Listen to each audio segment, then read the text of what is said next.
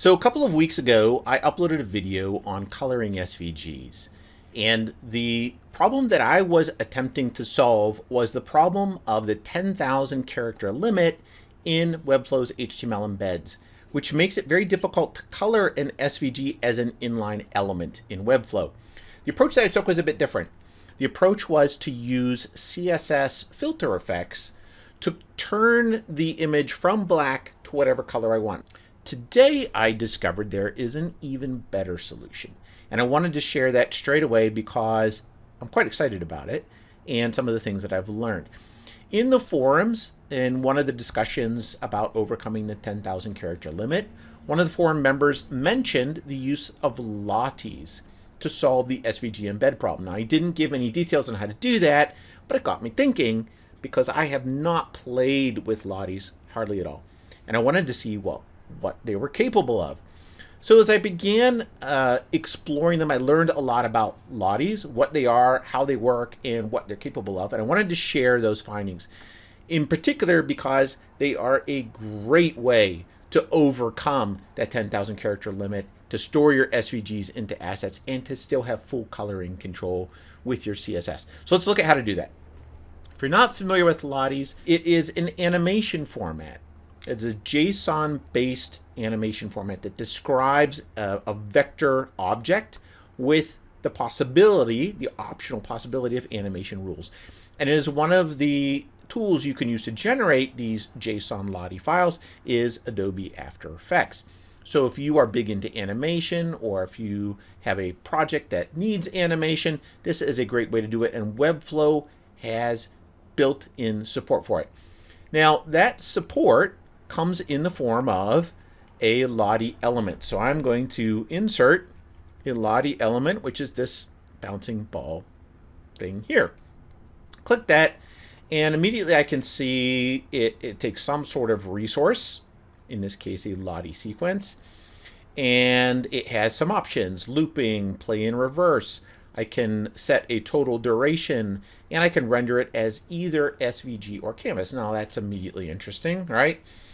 And as it turns out, the innards of this Lottie JSON file format appear to contain SVG, or at least appear to be able to render SVG as one of the output options, which will come in very important here today. In fact, it is so similar and so compatible, I can convert my SVG into a Lottie file. And I do that using a free online tool. In this case, I found lottiefiles.com. You may be able to do this using other tools, After Effects, Adobe Illustrator. I have not experimented with them, but I was very impressed to find this tool. I simply set up a free account using my Google account and uploaded a file, and it generated a Lottie JSON file, which I've already downloaded. And that file is already loaded into Webflow for me, but it ended up being about 5K. Nice, convenient little file, but I can go much, much larger, which is beautiful, because sometimes you will need to. Here I'm going to set the Lottie sequence. I've already uploaded this. I've already dragged it into my assets, and this is the file here, mytest.json. If I select that, I can immediately see how it loaded in. Now, so far, it is behaving more or less the same way as an image embed would, but they're with the addition of these special features.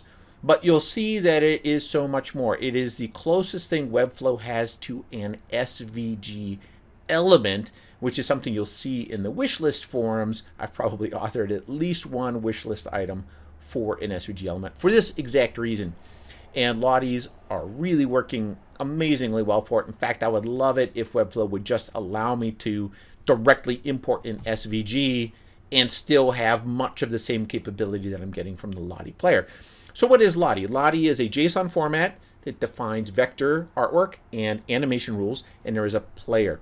The player is most likely in the form of a JavaScript library that Webflow is already embedding into the site, which means that I don't need to do anything else. I simply import my asset, drop my element, set my configuration, and I have got animation already built in. For what we're going to do today, one of the important things to note is that we probably want to render it as SVG. It looks like we also have the ability to render it in HTML5 canvas. I've not explored that. I don't know how it will be different in terms of the final output, in terms of what capabilities we have for CSS styling and coloring. So I'm going to keep it as an SVG. It's not animated. I don't need to loop it. I don't need to set a duration. I don't need to do anything to it. It's just a static SVG that I've converted to a Lottie and imported. And we are good to go. So let's have a look at what this looks like in the final published site.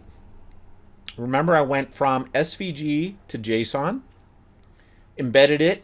Now I'm publishing the site, and I want to see what is it actually emitting in the final results. I want to make certain that it's refreshed, and I click on my Lottie, and straight away I can see I am inside of an SVG. So whether it recreated that SVG or somehow simply embedded and absorbed my original SVG, I don't know. But the full content is there. I have a normal SVG, and it is inline in my page without the HTML embed, and therefore without the 10K limit. I have already solved the main problem of how do I inline an SVG that is larger than 10K. Beautiful. But what can we do with that? Can we color it? So here is an HTML embed, and I have just put it here in my page with this styling just so it will stand out. And all I need to put in my HTML embed is a chunk of CSS style, and it is going to be a relatively tiny one. I'm going to give my Lottie a custom class. I'm just going to call it Lottie. I have not done that yet. And all of the paths in it, for the purposes of this demo, I'm going to set to the stroke and the fill. I'm going to play with the opacity a little bit, but I'm going to set them to current color. Current color in CSS basically means it tells the browser to take the current color of that element as it has been inherited. So if I color the outer container, anything that will inherit into the SVG, I'm going to pick up that color dynamically. So let's see what this looks like. I need to give my Lottie a class, which we're going to call Lottie,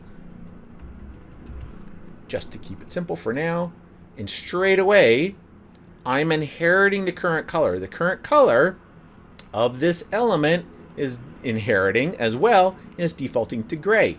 If I change that, I immediately, even in the designer, see the impact of the current color changing. And that is incredibly powerful. Now I have immediately solved the problem for single color SVGs of being able to import them into the Webflow designer well over the 10K character limit and to style them with my current palette and theme. Absolutely beautiful. Now I want to take this one step further, because the next question for me is, well, that solves 99% of the cases that I need SVGs in. But what about animations? What about more complex artwork where I want multiple colors? I only want to color part of it. What are my options there? And in this case, you will probably need to get a little bit fancier, because the preparation of the SVG is going to matter. You're going to need to be able to identify the different parts so that you can target them with CSS. Now, as it happens, in my exploration of Lottie files, I came across this one, which is quite cool. Now, if I open up the configuration and if I try to preview it, this is an animated Lottie. And you can see it's got no particular styling. It's described as an atom, and the parts are somewhat separated. Right now it is set with a built-in duration and a loop, and it's exporting to SVG. Now, if I look at this outside file here, you can see it is animating here. And if I go and look at what's actually happening, when I first expanded this is what I'm looking for. You can see it constantly changing as the animation is, the player is modifying the SVG in order to allow certain things to happen. Now, this does make it a little bit difficult to interact with and to select and to play in the editor, but it is very interesting to see what's going on, because it's important to understand the underlying technology and the mechanics of what's happening here. So let's go back to the designer. Here, I'm dealing with the Lottie as a single element. And it has a class. This one already has a class of Lottie too. I wanted to separate that out.